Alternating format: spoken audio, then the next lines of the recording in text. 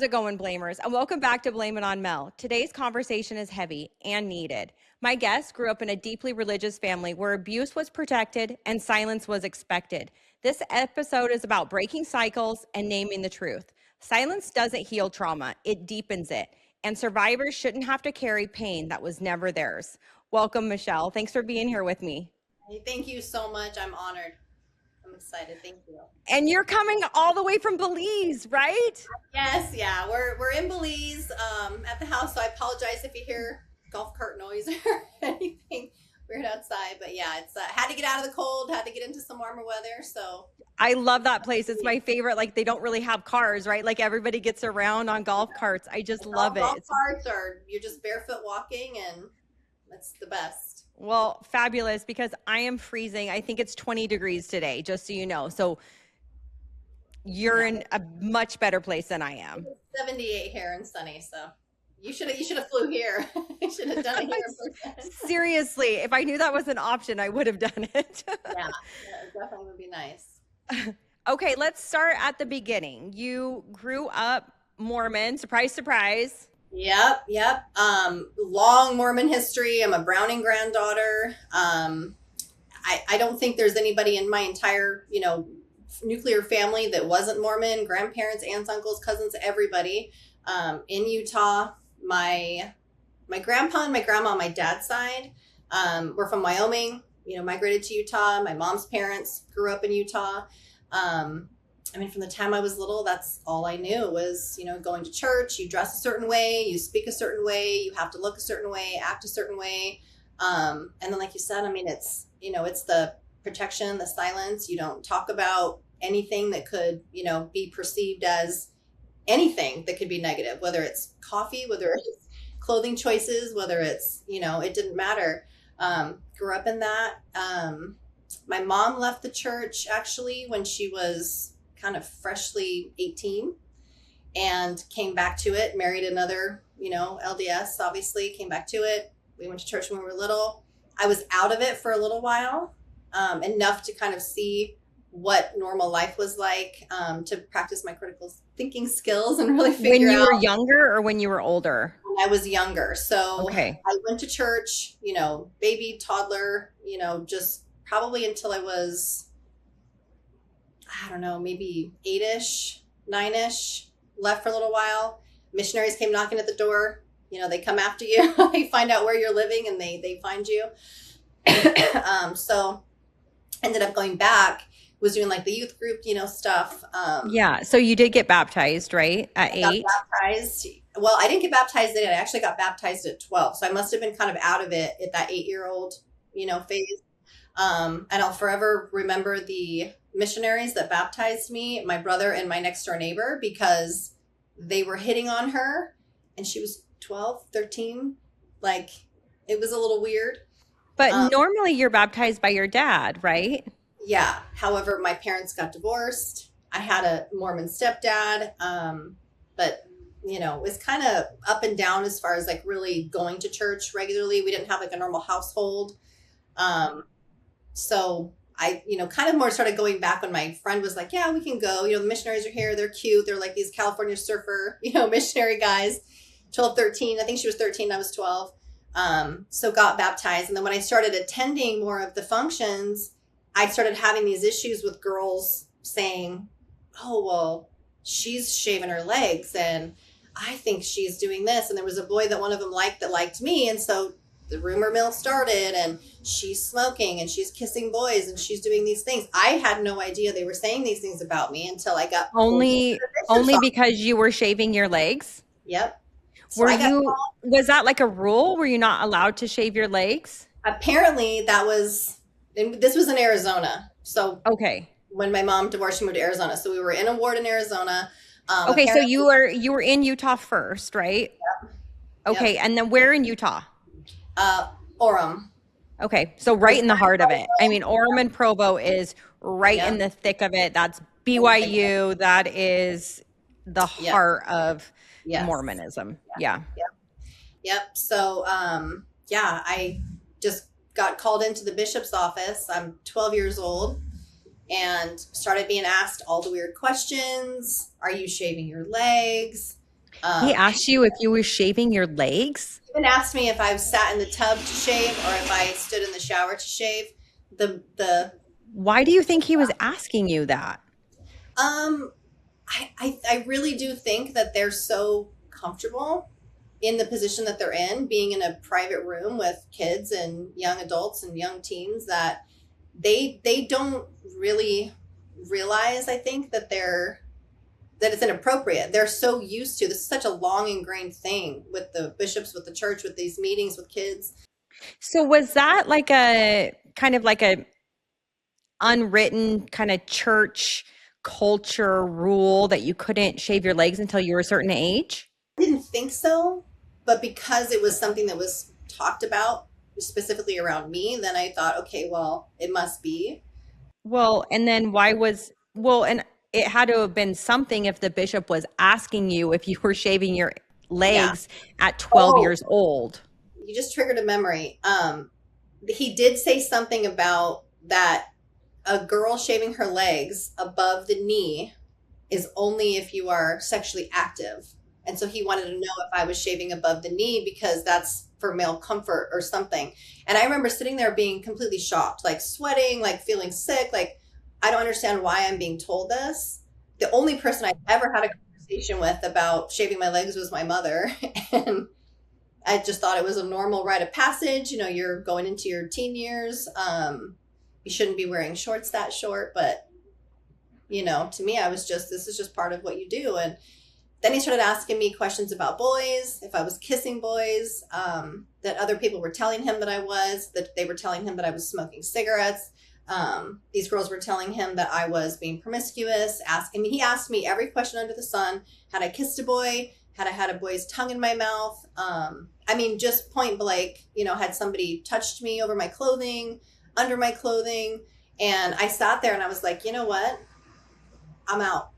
I told him, I was like, I don't feel comfortable sitting in a church building being asked questions about my body or being accused of things that I was terrified of boys. I'd never touched a cigarette. I'd never done anything, at that point at all. No kissing, no nothing. I was afraid of boys for very good reason, because I'd been abused, when I was little. And I just sat there feeling sick. And I was like, this is not church. This has nothing to do with God. Like, I'm being shamed. I'm being ridiculed. I'm being accused for what?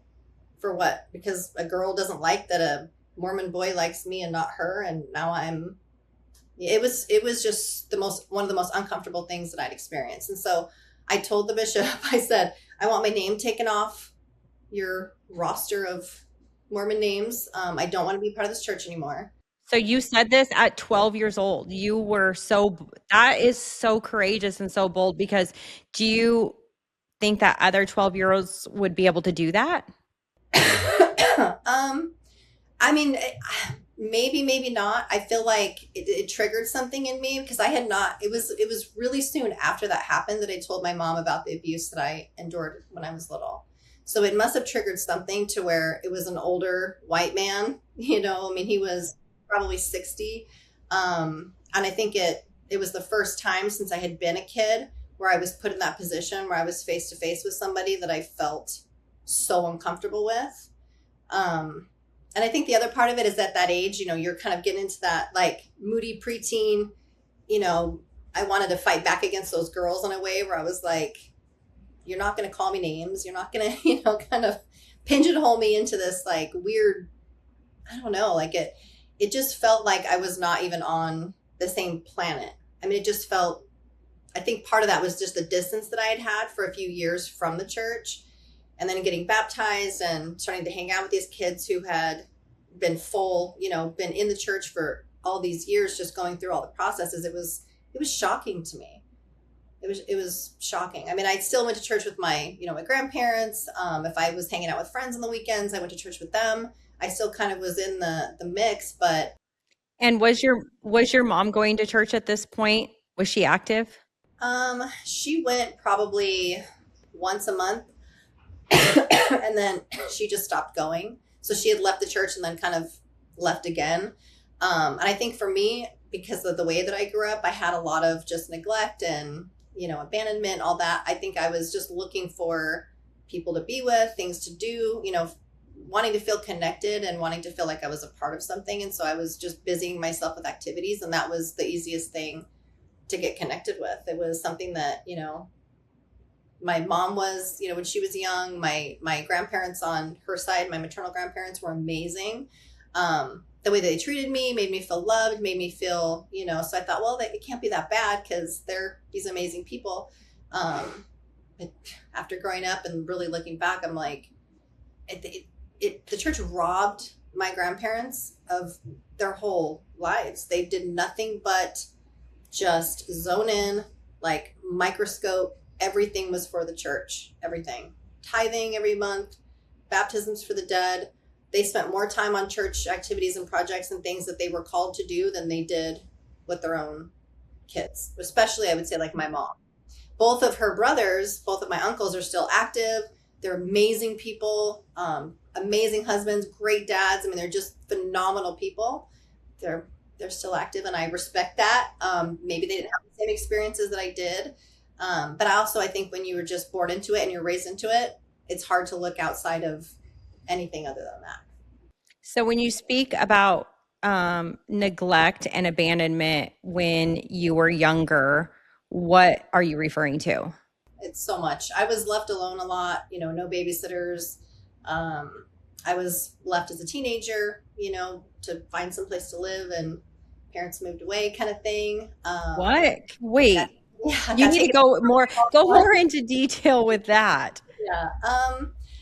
I think my mom, just growing up with the church, she felt so much guilt and so much shame as far as like, you hit the point where you start having, different feelings. And my mom was like, well, nobody ever taught me about, having this sexual attraction, or, she was told not to watch out the window when there was cows, out procreating. So she was like, had no idea, wasn't taught about a period, wasn't taught anything. And so it was just this shocking, new reality when she was like, hey, there's men, there's this, there's all these things. And so she just kind of ran amok. I mean, it's something, I guess, that kind of happens probably pretty typically when you're just sheltered like that, and you're just, you're put in this little shackles, so to speak, and you're not really taught about your body or your feelings or, the world.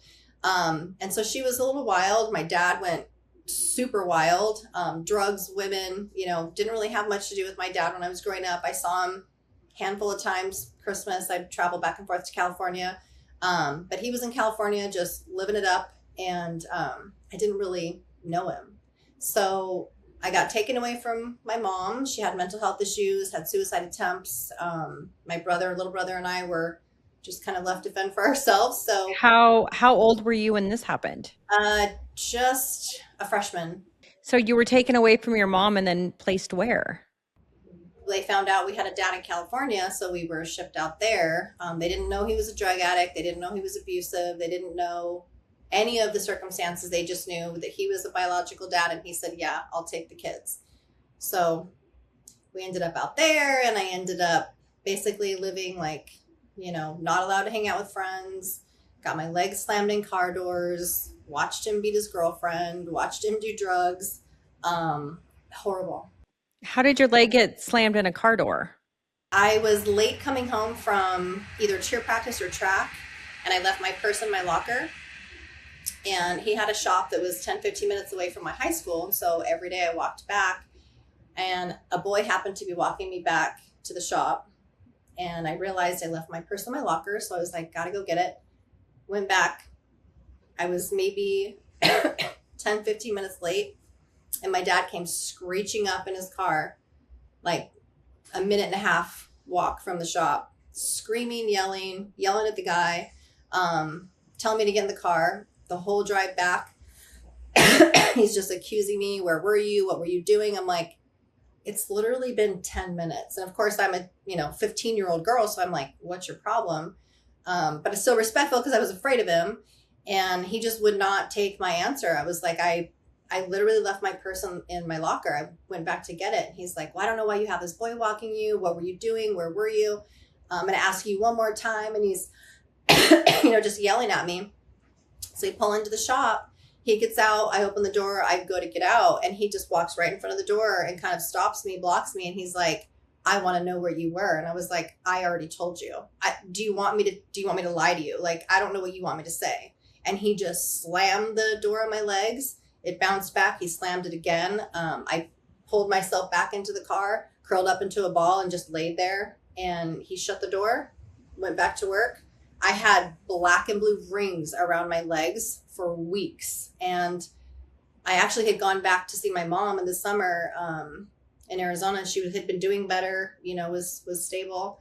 And she saw the bruises and actually had my brother pack my stuff and brought it all back to Arizona. I never went back to California. Missed cheer camp, all those things. I didn't realize how bad things really were there. I mean, I was cleaning up blood from him beating his girlfriend. I was like, it was a nightmare. How do you think that you didn't realize how bad it was? Like, did you feel like you were desensitized in a way? I'm sure I was probably dissociating, and I just threw myself into school. I was cheer captain. I was so busy with track with friends just at school. And then when I would be at the house, I would just shut myself in the room, or I would go outside with the animals. We had dogs and a little pony and, different animals. I think because I knew that my mom was not in a position to take me back.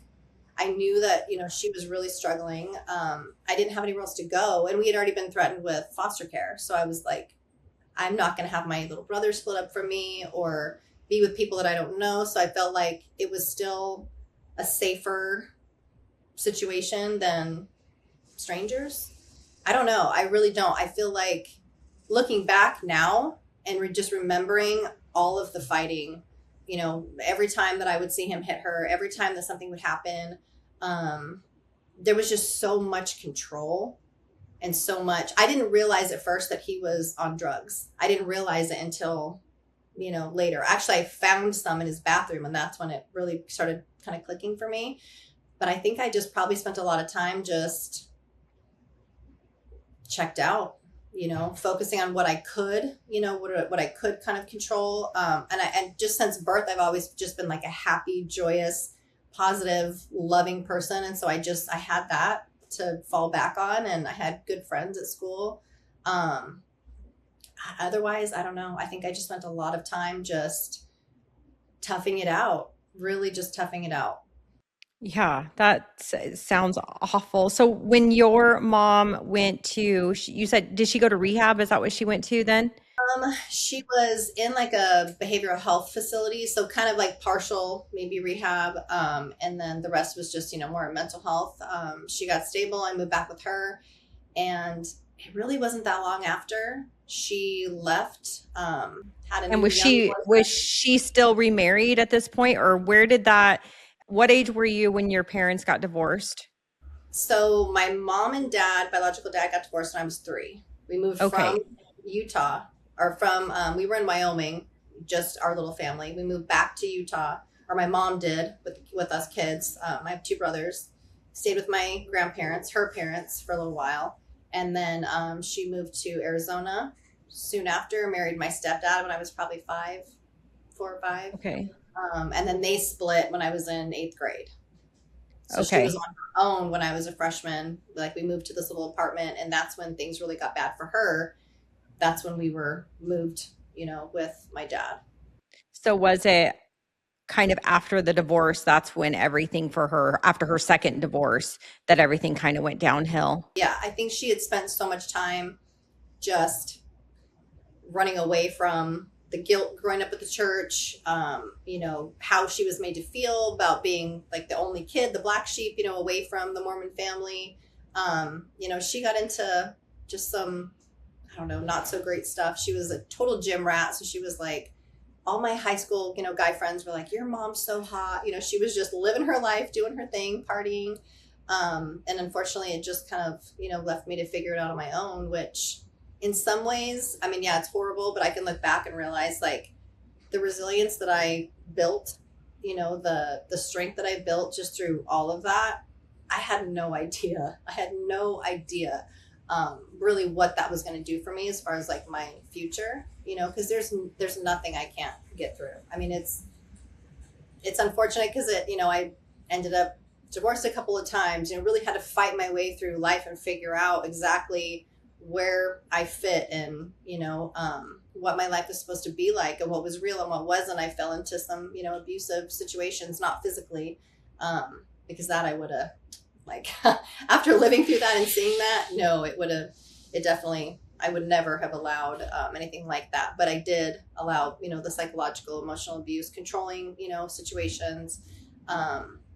Yeah, I don't know. It just, I'm 50, but I look back and think, wow, I mean, how did I get to the space where I am now, where I have a voice, I'm stronger than I've ever been. I'm grateful. And it's a weird thing to say. I'm grateful for everything that's ever happened, everything that I've been through. But I am, I mean, it's, I can see things so clearly. I mean, I can see families, their dynamic and go, there's something's going on with that. I can see kids in certain environments and I can tell something's going on with that. It just gives you like a wisdom that you can't build, any other way. You have to walk through it. So, do you want to start with talking about your abuse? It's interesting, just thinking about, kind of this topic was going to be coming up and discussing it. I feel like going back to really where it starts, there's so many men in positions of power that are in the church. And I really do believe that they are almost taught to really like start conditioning these kids and grooming these kids young, because then they don't know anything else. Like these girls are raised, I'm sure there's boys, too, but these girls are raised from the beginning to be what these men want them to be: quiet, obedient, like not speaking up, not talking about it. I was a toddler when, my abuse started. Thankfully I was not living in Utah for a long period where my biological grandpa had too much access to me. But I remember being at their house and he would wake me up, pick me up out of bed and tell me, oh, you're thirsty, you want a glass of water. Or like, he would say things to me and I wouldn't understand. I mean, I'm just 3, 4, 5 years old. He would take me into the kitchen, fill up a cup of water, set it on the counter. And I know in his mind saying, well, you're thirsty. It's because if somebody comes in or wakes up or is in the house, she was thirsty. I'm just getting her water, But I mean, he would pick me up, hold me close to his body, like wrap my little legs around his waist, hold me up, close to his body, and open mouth kiss me.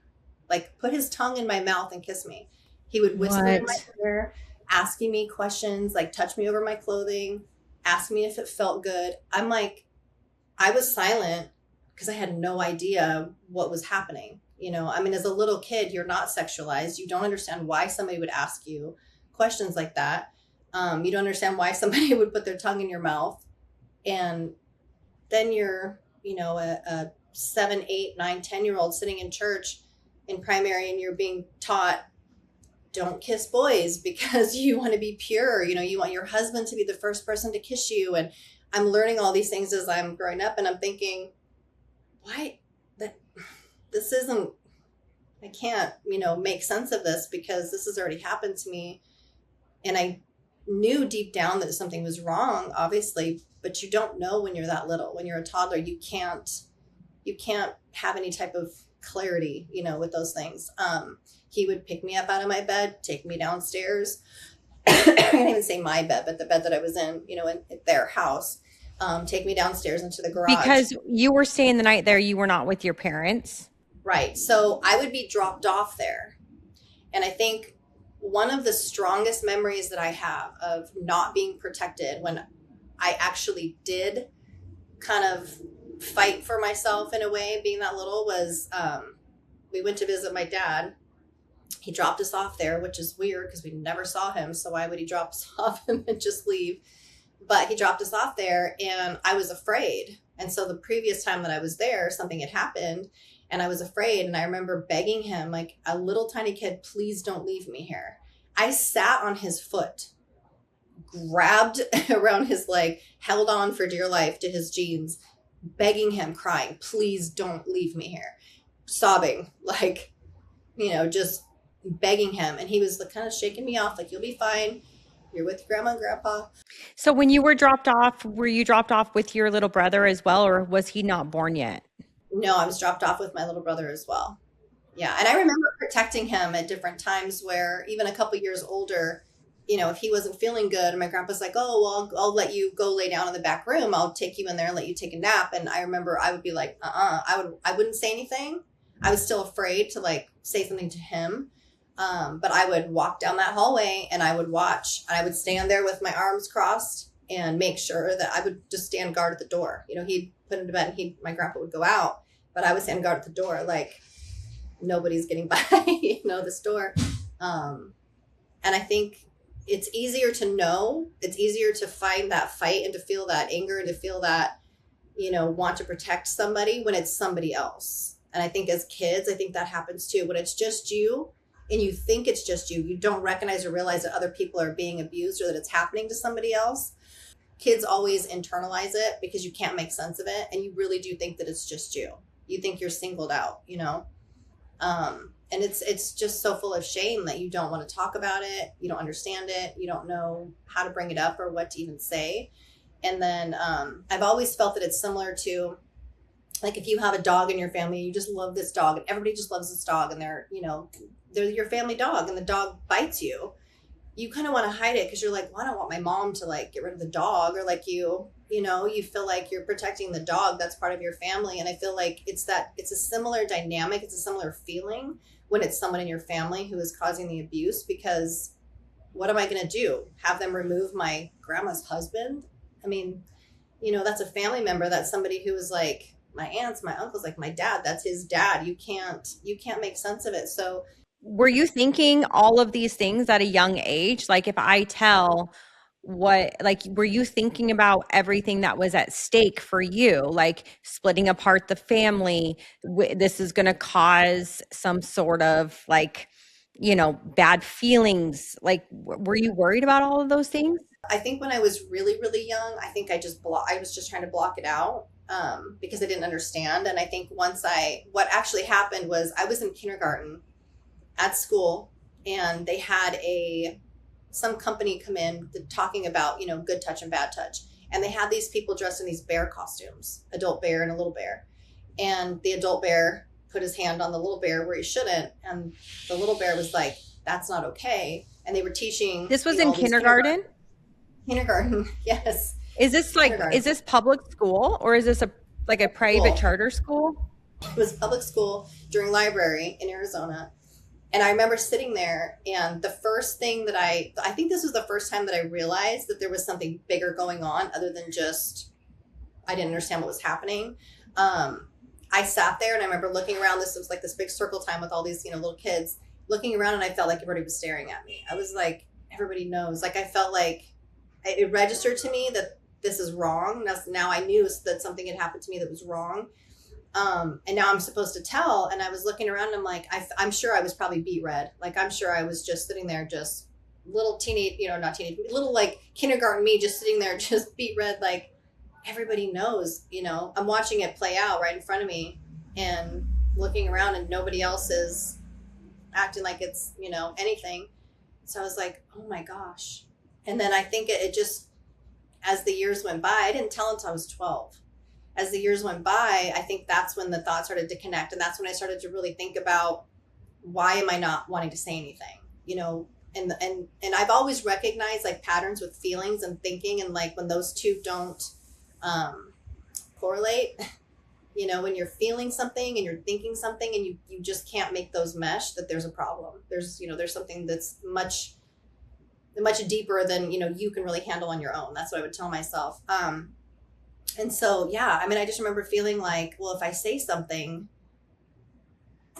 then what? Like, then what's going to happen? Are they going to take him away and my grandma's going to be alone? Or, I just would think those thoughts, and then I just would just put it out of my head and not think about it. Just try and just make it where it just didn't even happen. So I would go for long periods until something would trigger it, or I wouldn't think about it. And then. So did you ever say anything to him? The only time I got the opportunity to say something was Thanksgiving. I think I was 19. My dad had invited me and my brother to come to California to have Thanksgiving with him. and did not tell us that my grandpa was coming. So I got off a plane, put my luggage in his trunk, drove to the house, walked in, set my luggage down. It's like, I gotta go to the bathroom, beeline down the hallway. He's standing there. And I just remember, I'm sure all the blood just left, my head. I just went white. And I just remember leaning up against the wall because I felt like I was going to pass out, standing there up against the wall, horrified. Like I could not, it was like the monster, just bigger than life, standing, just sucking all the light and the air out of the room. And I was like, it took me, I'm sure I stood there for probably 2 solid minutes. And then I didn't have to go to the bathroom anymore. I didn't care what was going on around me. That anger kicked in and I was like, no.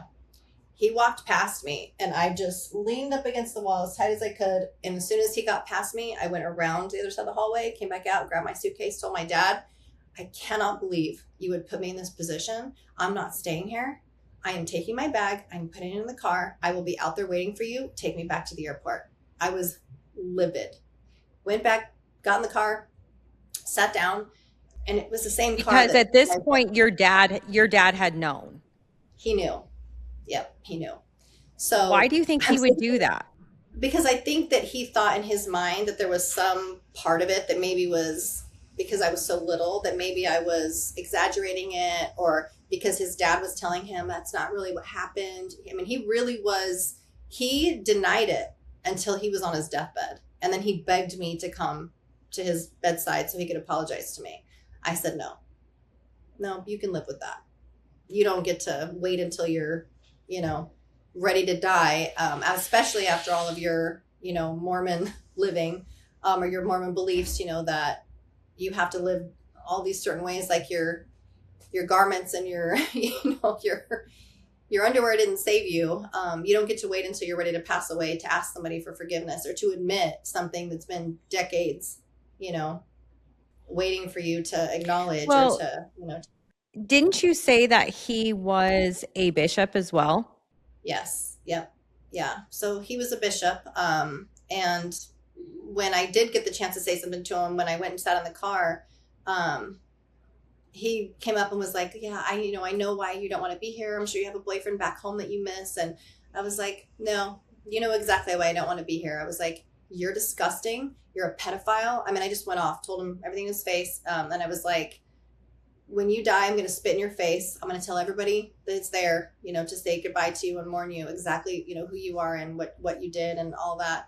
And he refused to move out of the car. So I put my feet up and I was like, you move or I'm going to basically move you, and that whole thing went down and I'm grateful that I got that chance. But yeah, he was a bishop, traveled some, so I know originally I thought it was just me. But I know that he had access to a lot of kids. I know that there is, it makes me sick to think of the numbers. There's so many interviews that he would have conducted as a bishop, and he is not a registered sex offender, but he's a pedophile that has gotten away with it. And they don't just stop. Just because he didn't have access to you doesn't mean that he didn't have access to all of those other kids. And they're coming in at 7 years old preparing to get baptized, and he in a soundproof room without their parents, and he can kind of talk to them, groom them, do whatever he really wants to them.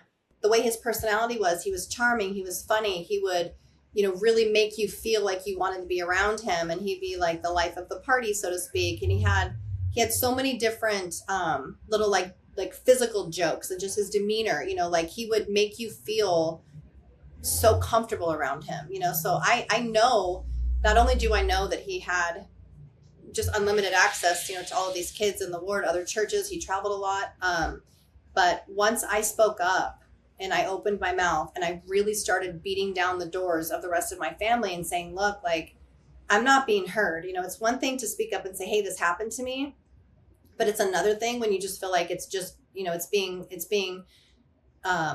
just deaf ears, like nobody was really paying attention. And then I started noticing that there was just this shift, this weirdness, this almost like push to shut me up. And I was like, wait a minute, there's something more going on here. So I started talking to my cousins. I wrote my aunt's letters. I had one aunt call me This is crying. when you were Another, 12, right? This is at 12 years old. yes, You've had that. I first told my mom at 12.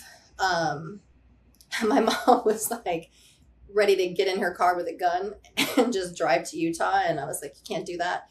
So she All believed of it you really, without a oh, doubt. She immediately. believed you. Yep. Yeah, she believed me immediately. She called my dad. He really didn't do much. And then I kind of went through that really weird phase where I was just, I don't want to talk about it. I just want it to stop. Like, I don't want to talk about it. I'm done. I can't deal with it.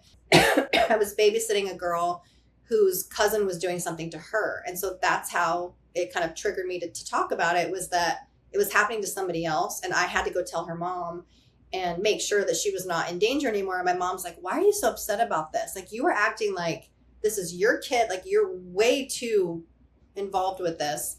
Why do you think that girl that you were babysitting, why do you think that she felt comfortable enough to tell you? Because are you the only person that she told? Yeah. And I honestly, I've asked myself that. And the answer that I've really kind of accepted is that I was paying attention. It wasn't that she just came to me and said, hey, this is happening. Her mom was, she came, we lived in these apartments, my mom, after she got divorced, lived in these apartments. And so I was in the pool with this girl, babysitting her, hanging out, and she was probably 7-ish. Her mom came to the pool and was like, hey, so-and-so is going to be coming to watch you. You guys got to be out in 30 minutes and blah, blah, blah. And her face just completely changed. Like, we were having so much fun swimming, playing, and she just, her whole demeanor just changed. Gets out of the pool, covers herself up. She's holding herself tight with this towel. And she was like, I just want to get dressed. I want to get dressed. And I could just tell, I could feel her feelings. And I was like, something's not right. I'm like, what's going on? So I sat her down and I was like, are you okay? I can tell that you're upset and your whole personality just changed. Like, are you okay? Is there something wrong? And she was just sat there and didn't want to talk. And I was like, is somebody hurting you? I could just tell. I could tell because I could feel that feeling. You cannot misrecognize that feeling when you've experienced it. And then, yeah, she just was like, yeah, he's doing this, he's touching me. And, she's crying. And I was like, I just came unglued. I was like, I will not let it happen again. Like, I'm going to make sure. And I told her mom, if you don't report it, I'm going to call the police. I'm going to do all these things. Like, you have to protect her. And I just went mama tiger, over this little girl that I didn't really know, but Was this being done by a family member? cousin. And that's the thing I think that infuriates me the most, is that there's this whole teaching, as far as whether it comes from school or church or whatever, not really church, but the stranger danger. It's not stranger danger. Majority, unless it's somebody kidnapped or, something like that, it's not something like that. It's a coach, it's a teacher, it's a parent, it's a grandparent, it's an uncle, it's a cousin. It's people that are close to, these victims, because that's how they make them feel comfortable. They groom them. It's just part of the process. And when I really started speaking out, I mean, it took from 12 until I was 19, 20, 21, 22. It took until I had my son, at 22 years old, before I pushed hard enough, and that the rest of my family realized that I was not going to let it go, to where my cousins, my aunts, everyone started opening up and talking about it. He had molested his own daughters from the time they were tiny. He had molested my cousins. It wasn't just me. I wasn't just alone. How many daughters did he have? 4. So do you think that your dad knew? Like, how do you live in a house and this is happening to 4 of your sisters? How do you not recognize that or see any signs? I've asked him, even if it happened to him, because I feel like somebody who's that predatory, I mean, obviously there's people who, maybe won't do something to a boy that they'll only do to girls.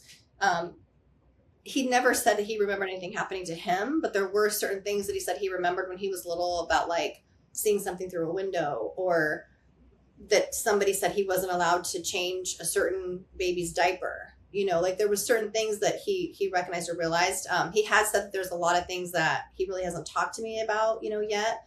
And we had a very strained relationship, obviously, after everything that happened when I lived with him. It took a long time. A lot of conversations, a lot of tears. I mean, I took care of him when he had cancer, as an older adult. there was just a lot that went on for us to really be able to sit down and have those types of conversations. And I feel like, I mean, I've had the conversations with my aunts. A couple of them wouldn't really openly say this, or this, but they would just nod or agree or say, I can't talk about it. Other ones have been very open. I have one cousin who I know, he would bring her into his bed with my grandma sleeping next to him and abuse her. When I talked to my grandma, I was probably 21 and I was, big pregnant. I was on a payphone out in the cold, like threatening my dad, telling him, if you don't call the police, because at that point I was like, he's still alive. If he's still alive and he can function, he's still a predator. He can still hurt somebody else, and he's still active in the church and, whatever else. I was like, if you don't call the police, you have to do something, because I'm not going to be able to sleep at night knowing that he can put his hands on somebody else. And if I can stop that happening from even one person, it's worth it all. I'll burn it all down, like you have to do something. And so at that point, my dad finally was like, oh my gosh, like she's really serious. I have to show her that I'm going to protect her. And, got people involved, and he basically was kind of like on this homebound restriction because he had Parkinson's, was going to be having surgery. They felt like if they could just keep him at home and not have him out anywhere, that, that would be enough. So did anybody ever go to the police? I don't know 100%. I just know what I was told. So I can't really say that, yes, they did. I was in Arizona. They were in, Wyoming or Utah. I was told that he was going to be forced to do counseling, that he was going to be on, kind of like a house arrest type of a thing. But I never followed up. I never talked to an officer. I never had anybody interview me. Here I was married to this Mormon, this Mormon guy at the time, who was sleeping with everybody in town, this rodeo guy. Brought his girlfriend to the hospital when I was having my son. So it's like, here I'm again entrenched in this Mormon abusive kind of chaos.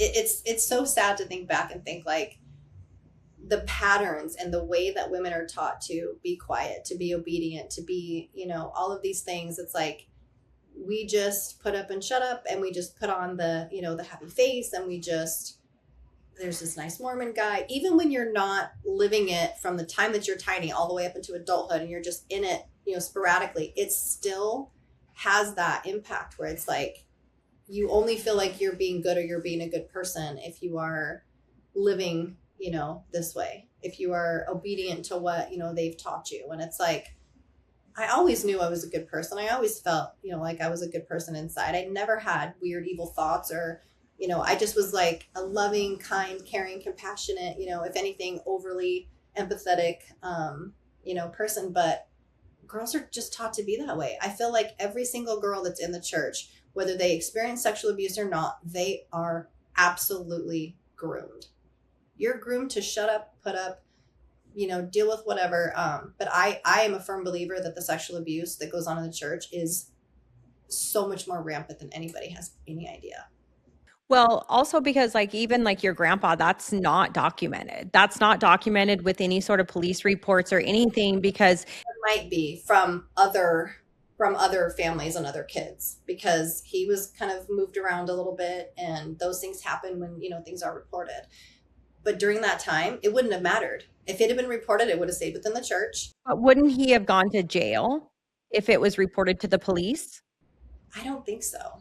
I really don't, because I feel like I just remember being told, especially when he was older, that, well, he's incapable, he's this, he's that. But the church protect their own so deeply that, especially then, if I would have gone and reported him, he would have been reprimanded within the church, but it would have been kept within the church. It would not have been, even if I had gone to the police as a 12-year-old or a 15-year-old or a 20-year-old and said, hey, this is who hurt me, this is where he lives, this is what happened. I don't think that he would have been punished, because I feel like there's just so much protection. I mean, you look at the church, it is filthy, disgustingly rich. They have everything that they possibly need at their disposal to protect anything and everything that they want to protect. I mean, I knew about affairs going on in the church right before I was getting baptized. I mean, these people that I loved and respected that were teaching me, not to kiss anybody and, all these things. Like, I knew about things that were going on. I was around, my friends, their parents listening to them talk, knowing that, Miss So and so was sleeping with Elder so and so. And I would just be sitting there going, I can't understand this. Like, but it's rampant. It's everywhere, and I feel like being in Utah, like the hub of it, I feel like the secrecy is so much deeper, the protection is so much deeper, because that's kind of, that's the helm. It's like the motherboard. You're absolutely right. I mean, I'm in Idaho and it's here too. It is so disgusting the amount of cover-ups that I've seen, watched. I only tell about things that I was personally involved with, but I had seen, like you said, like you see so much more happen. But you're conditioned to be quiet. You're conditioned to just shut up. It's honestly, I know it sounds kind of crazy, but it's kind of like that Warren Jeffs things where it's like keep, sweep, pray, and obey. And that's literally, I feel like he just robbed that from the Mormon church. But honestly, the more I learn about the whole FLDS, I'm like, that is just a branch off of polygamy, off of the regular mainstream Mormon church. But the conditioning, the grooming, all of that, the control is all the same.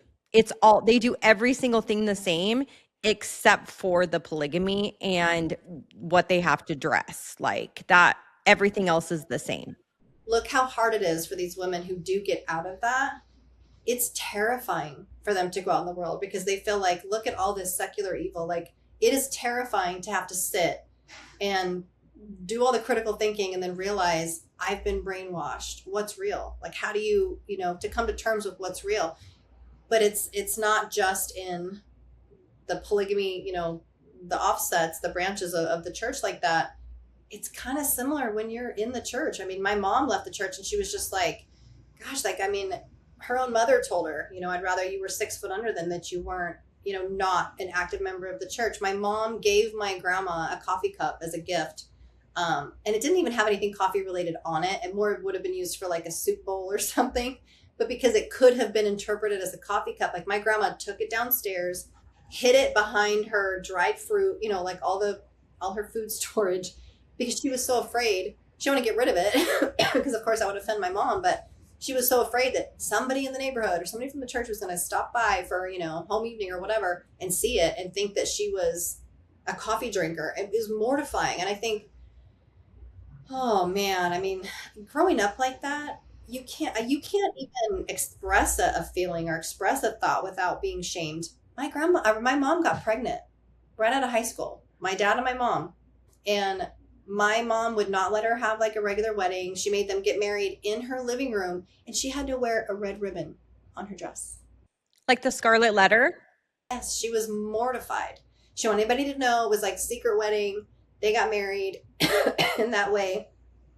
When the baby did come, it would be, well, they were already married, and but to hide her away, make her feel like she's some troll under a bridge, because she did something. And I mean, she was never even taught about her own body. It's like, Well, it's no wonder that she had such depression at a later age. Like, I just can't imagine all of that just piling on top of you and never being told, like, it's okay to make a mistake. It's okay. Like, she had nobody that loved her and gave her that unconditional love because it was all conditioned upon obedience and checking everything off of that Mormon list. And so she never she was yeah, the shame is just so much.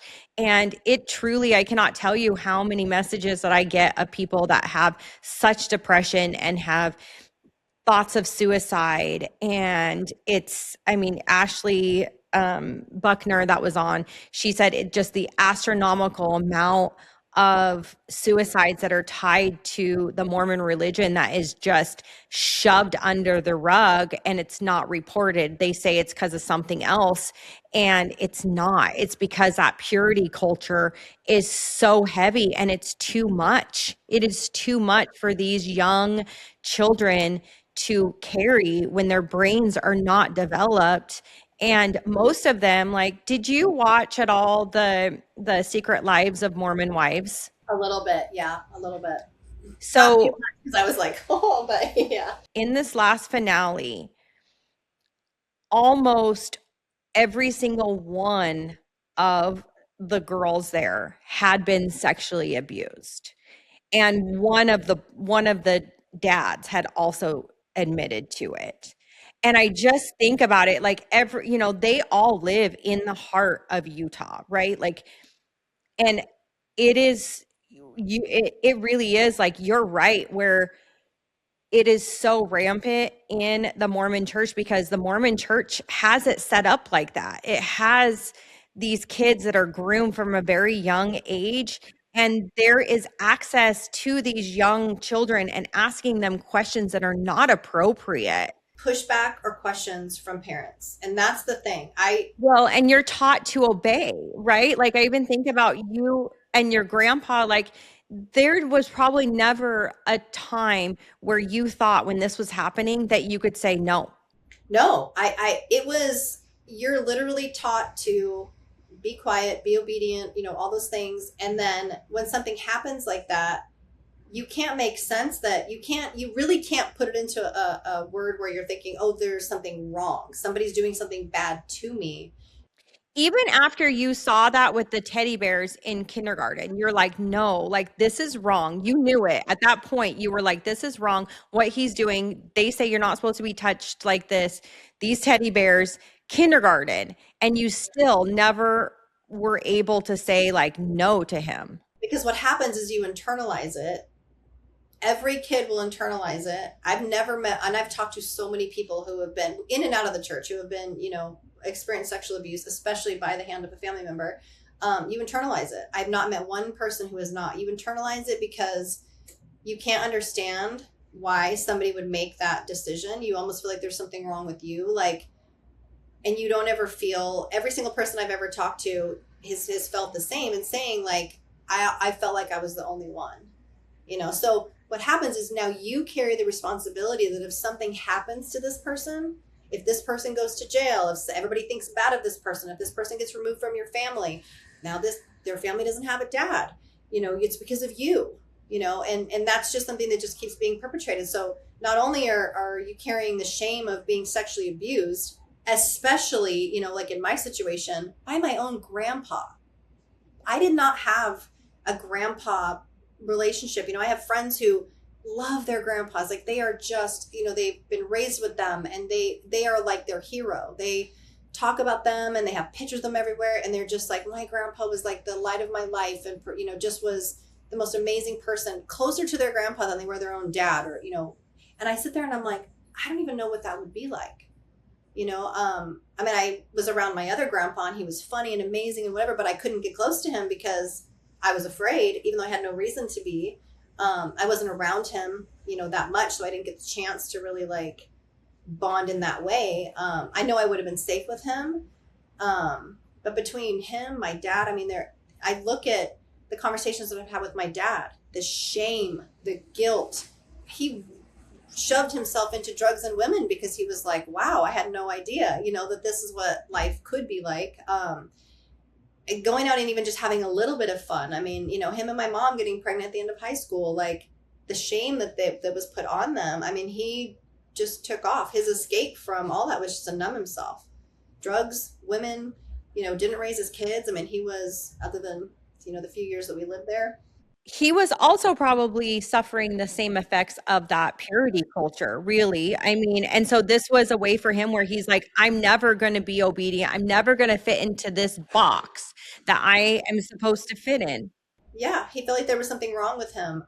He talks about it, the guilt, the shame, the purity culture. That he was raised to have all these values, and the thoughts that he had, sexual thoughts that he had. I mean, come on, as a teenage boy, let's be realistic.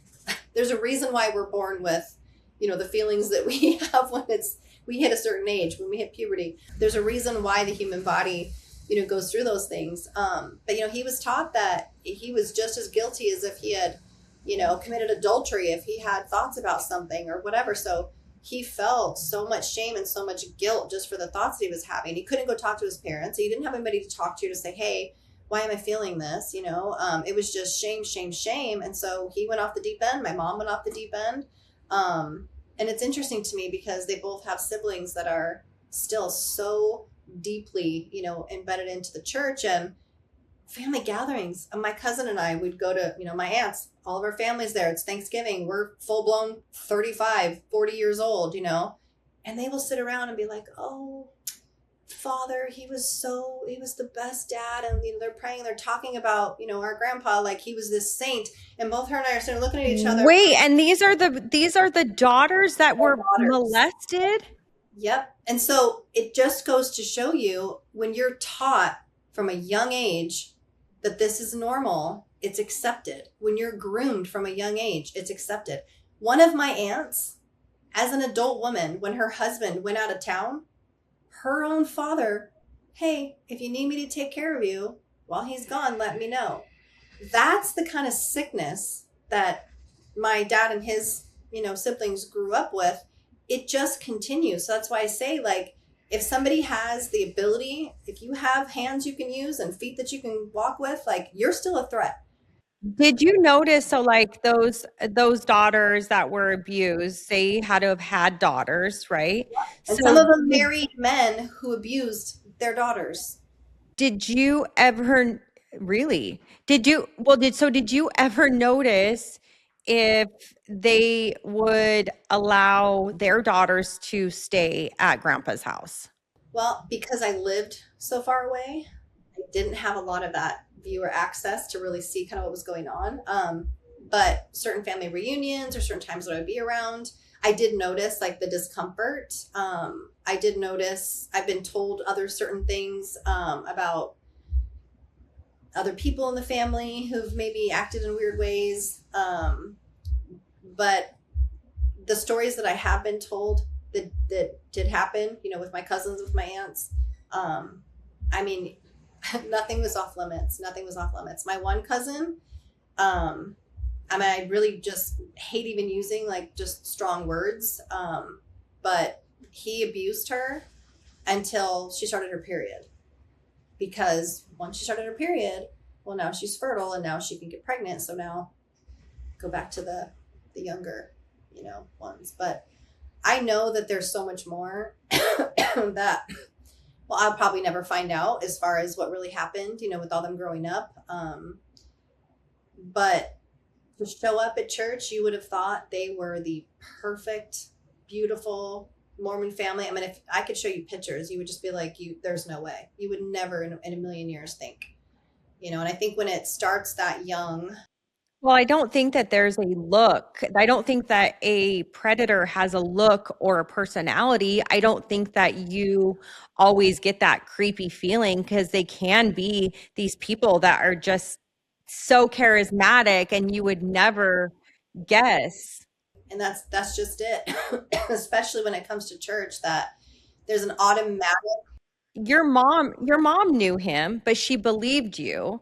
And so did she ever wonder, or did she ever think, well, yeah, he's creepy? Or was she also in shock because he was seemed like a great guy? I think she was in shock. She never let on to me or said anything to me that she would have thought, anything other than he was just a, normal Mormon dad, bishop, kind of thing. I think her parents were happy that she was with someone who was with such stature with the church, that here she's married into this, family where, the dad was a bishop and, they were all proud and happy, even though it was scarlet letter, in the living room, it was still, it's a good Mormon family. So these daughters of the grandpa that abused you, so they were abused, and you said that they went on to marry men that abused their children. were they also the fathers of their children, or was this second or third marriages? One, I think, was the father. The rest were either second marriages or on, but it's all the same community. So it's not even necessarily that they married or chose to marry abusers, because you really cannot tell if they're an abuser or not. Is it more so that they all were Mormon and so they also were groomed? They were also part of the same culture. I mean, it has to be, and that's why I think to myself, like, I think that there's two different versions of the purity culture as far as like what girls are taught and what boys are taught. And I think that there's the good old boy club. I think that that exists in the church. I think that there's a whole other sect that we have no idea about, that we can't familiarize ourselves with because we're not male.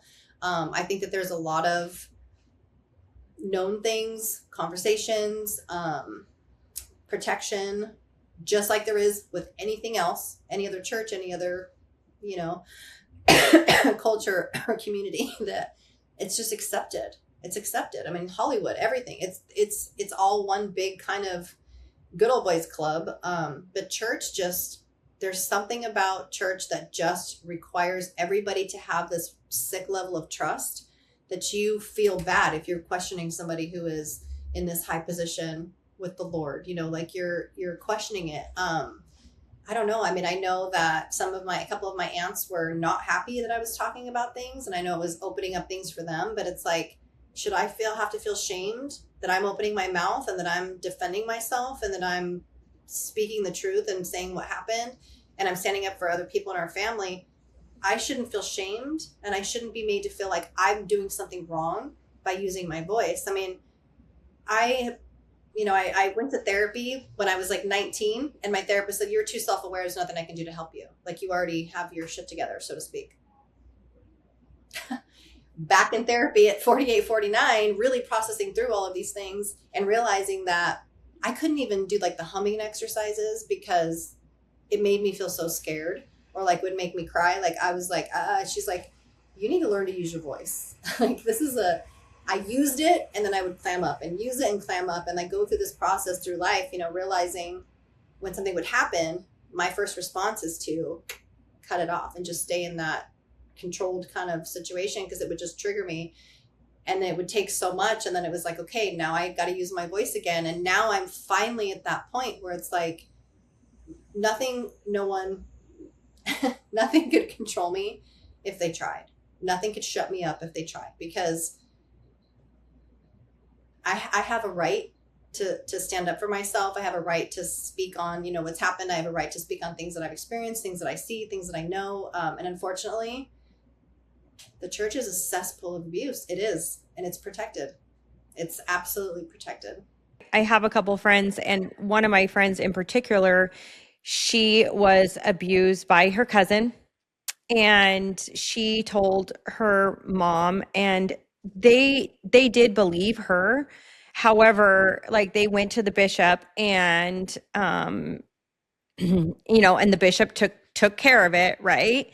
Well, nothing legally happened, and she was young, and so she didn't really understand that, like, this should have been reported to the police. Like, this cousin, like, this family member should be going to jail, because they don't stop. They do not stop. And so basically their solution was the same as your grandpa, where they said, well, like, we'll make sure that that he doesn't have access to young girls, all of the things. But at the same time, he's the one that's able to come to all of the family gatherings, and she won't go. And she's like, why? I'm not going to be in the same room. And also, how are you guys all fine with this and thinking that he had therapy and he's just miraculously cured? It just doesn't work that way. It's like putting a rape victim in a position where they just have to just deal with it. I mean, when I told you family functions, my cousin and I sat there and had to listen to all this talk about our grandpa. We up and walked out. She opened her mouth and was like, "This is sick. This is sick. You guys would not do this if he had, somebody raped somebody and you're in here talking about him like this." Like, until something changes where when it is reported, there's an automatic, like, I know that there's people who are out there who may accuse somebody and it's a false accusation or whatever, but those are very rare, I feel like, compared to the reality of the truth about really what happens. But when somebody has something like that happen and there's nothing done, you are re-victimized over and over and over and over again because you're the only person carrying the shame. So like your family member, they're the only person carrying the shame. They're missing out on family functions. They're missing out on all these things. And the poor, poor guy who perpetrated it, well, nobody wants his life to be ruined. Well, guess what? When you make choices like that, you choose consequences. Choices have consequences. And all of these men and But boys. also, what about the victim? Like their life is ruined. That is a lifelong trauma that you have to carry with yourself. But it's even worse because you have this shame because you're not allowed to talk about it. Like my friend, she's not allowed to talk about it. She can't talk about it at family functions. Nobody wants to hear it. Everyone's like, they have more sympathy for the abuser than they do for the victim. And that needs to stop. And that's why I appreciate you having this platform and using your voice because you are a voice for the voiceless. There was a yoga teacher that I had that I just loved. Like I moved away from her so I don't get her anymore, but she was a army sergeant and she had been through so much and like just used this whole yoga platform to like help heal and all this. And at the end of every single, yoga practice, she would say, we're going to take one big collective breath and we're going to breathe because we can, and just this whole big thing. And then she would say, now we're going to take another breath, a bigger breath, and the deepest breath that you can breathe in and breathe out for someone who can't. And I would just cry because I was like, the impact that just that statement had on me was the same way that I feel about the voice for the voiceless. And it's like, we know that these mostly women, there are, men included, but there's so many victims who are in that same position, who sit at family functions and have to sit there and know that everybody around is like, oh yeah, she just won't stop talking about it. Or the poor guy ended up, losing his scholarship because of her opening her mouth and she couldn't just deal with it or whatever. It's a generational thing.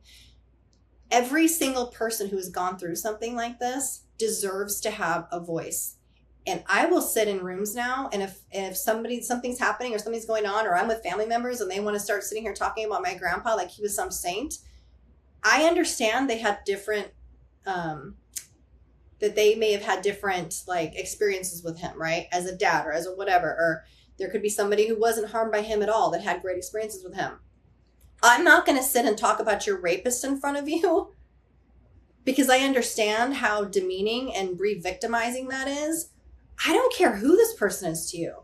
You don't talk about someone in this glorified light to someone who they abused. And the person who is abused, they can talk about it and should talk about it and should be allowed to talk about it until they're blue in the face if it helps them heal. Let them talk about it, acknowledge it, because you can't, if you don't acknowledge something, it's like it doesn't exist. And you're literally telling that person what happened to you doesn't matter. It doesn't matter. Well, it does. It matters. And the only way that it stopped is by calling it out, shining the light on it, like making it a real thing, because it is. This is reality. This is not just some hokey, we're coming up with a TV show where it's some, movie. Grandpas molest their grandkids. They molest their daughters. People in the church cover it up. I mean, this is reality. This is not just some figment of somebody's imagination. It's not somebody hit on someone and then they were embarrassed and, because they got turned down and now, no. I mean, these are, like you said, they're life-altering traumas.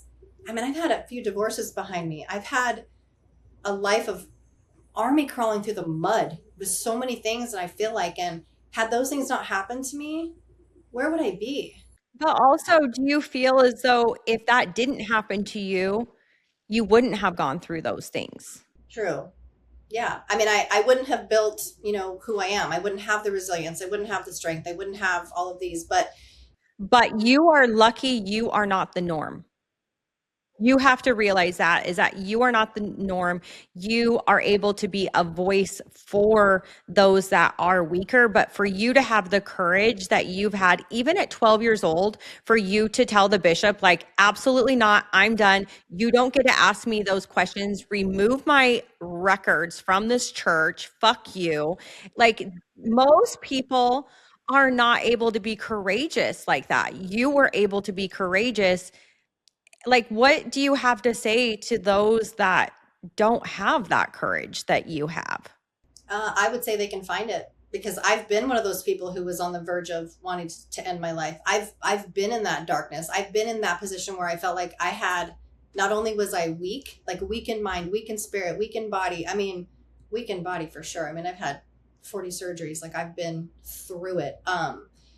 But even in like the very darkest of times, like, you know, there's something innate in all of us. That strength exists in all of us. I firmly believe that. I've seen it, happen time and time again. I just feel like sometimes we have to endure up to a certain level before we kind of break. Once that break happens, that's when the shift happens. I wish I could say, like, gosh, I have the magic bullet to like create that break, because if I could figure out how to get people to that point and really, make that happen mentally for them, I mean, I would give it away for free.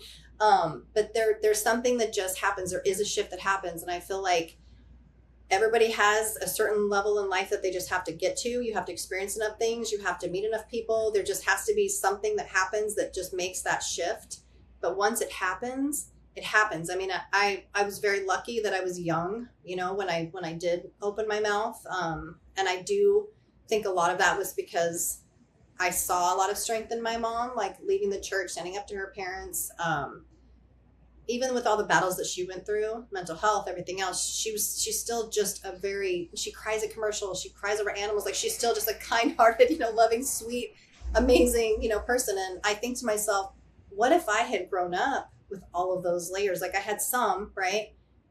But she saved me from a lot of that, gave me a lot of that strength, where it's like I could really learn from, a lot of those experiences that she had. So I did get a lot of that from that. Well, and yeah, and she was battling a lot of her own demons already.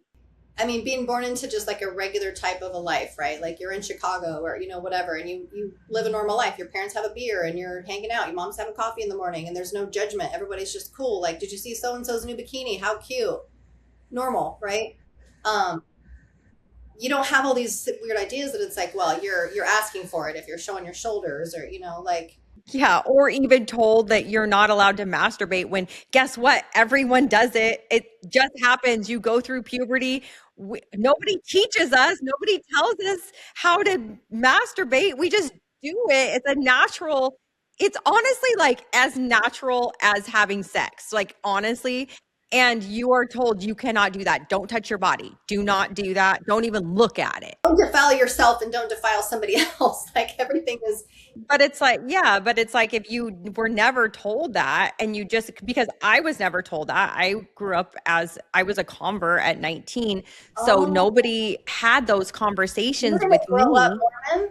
No, I Oh, didn't. And so I think that that's why I have a different outlook. I can see both sides of it.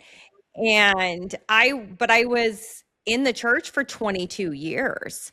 And so that's a very long time, or maybe 20 years. Um, but that's a very long time to be able to live that. And I did a really good job being Mormon. I killed it. I mean, I was in all the high callings. I was there. My husband was in the bishopric. I was I was showing up by myself while my husband was already at 7 a.m. meetings with all of my children looking absolutely perfect. I was wearing 4-inch heels and I was killing it, looking like I was this perfect little Mormon wife. And yeah, no, I was pretending. but here's the thing. Why does everybody do that?